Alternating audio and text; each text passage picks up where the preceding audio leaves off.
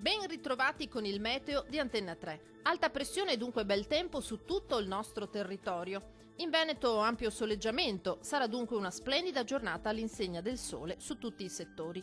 Al pomeriggio tuttavia non si esclude qualche breve acquazzone di calore sui rilievi del Bellunese, cielo sereno o al massimo poco nuvoloso invece altrove. Temperature minime tra 21 e 24 gradi, massime tra 30 e 35 gradi. Diamo uno sguardo al Friuli Venezia Giulia. Poche novità, situazione molto simile solamente con qualche pioggia al pomeriggio sui rilievi alpini. Ampio soleggiamento invece altrove con il cielo che si presenterà sereno o al massimo con presenza di poche nubi a carattere sparso.